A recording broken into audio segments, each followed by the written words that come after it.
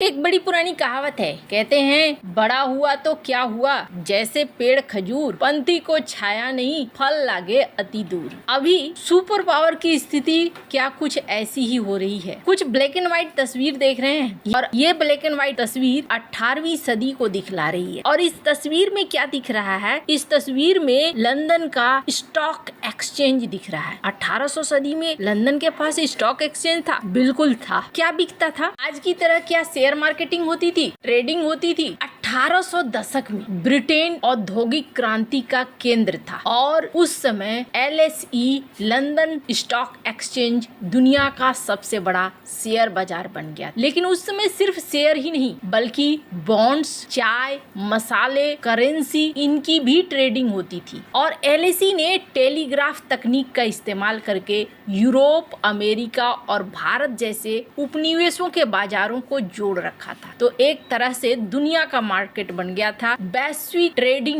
Network बन गया था। यहाँ से ही वो आराम से किसी भी देश को और किसी भी क्लाइंट को बेच सकते। LSE ने ब्रिटिश साम्राज्य को पूंजी जुटाने में मदद की और लंदन को दुनिया के इकोनॉमी का केंद्र बना दिया। भारत में भी ईस्ट इंडिया कंपनी के शेयर LSE पर ट्रेड होते थे, लेकिन ये सिस्टम ब्रिटेन से केंद्रित था और मुद्रा क्या थी? मुद्रा थी पाउंड। लेकिन ये कहानी मैं क्यों सुना रही हूँ? इस कहानी के पीछे कारण ये है कि ब्रिक्स कुछ ऐसा कर रहा है जो अमेरिका के लिए सिरदर्द बनेगा। और क्या इसकी शुरुआत हो गई है? भारत ने इस बार रूस के तेल का पेमेंट युआन में किया है। क्या बहुत सारी चीजें बदल रही है। भारत भी एक ऐसा प्लेटफॉर्म बना रहा है जिसकी चर्चा हो रही है। जानेंगे क्या डॉलर धीरे धीरे वहीं जा रहा है जहां सोचा गया था। जियोपॉलिटिक्स में इस वक्त बहुत कुछ चल रहा है, हमेशा की तरह जानने को मिलेगा बहुत कुछ, इसलिए वीडियो को अंत तक जरूर देखें। ये मैंने आपको लंदन स्टॉक एक्सचेंज दिखाया। उसके बाद क्या हुआ? उसके बाद इतिहास बदला। समय बदलता है और मौका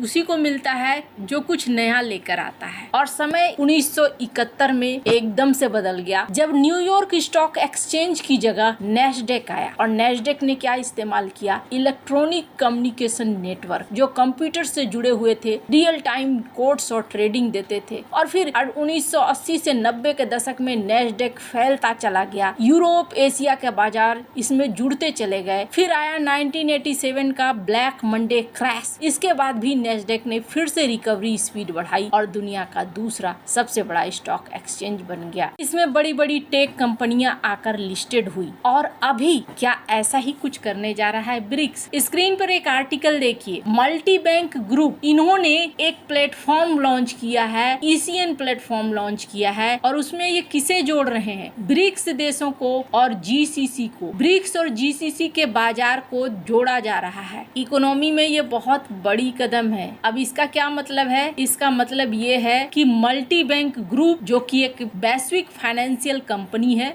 वैसे आपको बता दूं ये कंपनी है अमेरिका की, UAE में हेडक्वार्टर है और काफी हद तक फैल चुकी है। इसलिए इस कंपनी पर दबाव बनाना मुश्किल है कि तुम मत बनाओ ये चीज। जाहिर तौर पर GCC देशों ने फोर्स किया होगा और अब देखने को मिल रहा है कि यहाँ पर एक अलग शुरुआती शेयर मार्केट कह सकते हैं। अभी तो यहाँ शेयर नहीं बिकेंगे, यहाँ क्या बिकेगा? तो ये एक ट्रेडिंग मंच है जहाँ पर करेंसी बिक सकती है या फिर कुछ सामान बिक सकते हैं, बॉन्ड बिक सकते हैं। ठीक वैसे ही जैसे लंदन स्टॉक एक्सचेंज की शुरुआत हुई थी। ब्रिक्स जहां ये कदम उठा रहा है, वहीं दूसरी तरफ एक और चीज देखने को मिली। भारत ने भी एक ऐसा सिस्टम बना लिया है जिस सिस्टम के तहत अब किसी भी देश की अगर करेंसी में व्यापार होता है तो उसका सेटलमेंट आसान हो जाए। ये system Gujarat international finance tech city में शुरू हुआ है, जो भारत का आधुनिक वित्तीय केंद्र बना हुआ है। साधारण शब्दों में कहें तो जब कोई देश या कंपनी भारत के साथ व्यापार करती है तो पैसे के लेन देन डॉलर में हो, यूरो में हो, दूसरी करेंसी में हो, पहले 36 से 48 घंटे का इंतजार होता था, क्योंकि कई बैंकों के बीच में आपस में फिर बातचीत होती थी, उसके बाद सेटलमेंट होती थी। लेकिन अब जो ये नया सिस्टम है, ये रियल टाइम सेटलमेंट देगा, यानी पैसे तुरंत कन्वर्ट हो जाएंगे और सेटल हो जाएंगे। ब्रिक्स देशों की कंपनियां या IT फर्म्स आसानी से अपनी करेंसी भारत भेज सकती हैं, जो तुरंत बदलकर सेटल हो जाती हैं। इससे पैसे तुरंत आसानी से मिल सकते हैं और व्यापार तेज तेज होगा। अब इसको ऐसे समझ लीजिए कि ब्रिक्स देशों के बीच में एक ऐसा सिस्टम अब आ रहा है जो आराम से लेन देन करेगा करेंसी का। और आपको बता दूं, इसे जोड़ा जा रहा है स्विट्जरलैंड के न्यूट्रल बैंकिंग सिस्टम से। और आपको बता दूं, इस चीज को एक पुरानी कहानी से जोड़ा जा रहा है, स्विट्जरलैंड न्यूट्रल बैंकिंग सिस्टम से। अब ये बैंकिंग सिस्टम क्यों मशहूर है, तो आपको बता दूं 19वीं सदी में जब द्वितीय विश्व युद्ध हुआ था, यूरोप में जंग छिड़ी थी, लेकिन स्विट्जरलैंड ने अपना इकोसिस्टम इतना मजबूत बनाया था और इतना न्यूट्रल बनाया था कि नाजी जर्मनी और सहयोगी ब्रिटेन अमेरिका दोनों के लिए सुरक्षित बैंकिंग का केंद्र बन गया था। स्विस बैंक ने न्यूट्रल सेटलमेंट सिस्टम विकसित किए थे, जहां विदेशी मुद्रा के लेन देन गोपनीय होते थे, तेज होते थे, बिना किसी राजनीतिक दबाव के होते थे। नतीजा ये हुआ कि युद्ध के बाद स्विट्जरलैंड वैश्विक वित्त का हब बन गया। सोना, हीरे और विदेशी निवेश वहां जमा होने लगे। आज भी ये चीज दिखती है कि किस तरीके से स्विट्जरलैंड को लोग भरोसेमंद मानते हैं। पर यहाँ भारत का ये नया सिस्टम ब्रिक्स को अब डॉलर पर डिपेंडेंट नहीं रखेगा। आराम से यहाँ पर चेंज करिए और व्यापार करिए वाला सिस्टम है। अब इसी क्रम में एक और चीज देखने को मिली है, जिसे ये कहा जा रहा है कि शुरुआत हो गई है और ये शुरुआत बहुत दूर तक जाएगी। पहली बार यहाँ पर भारत ने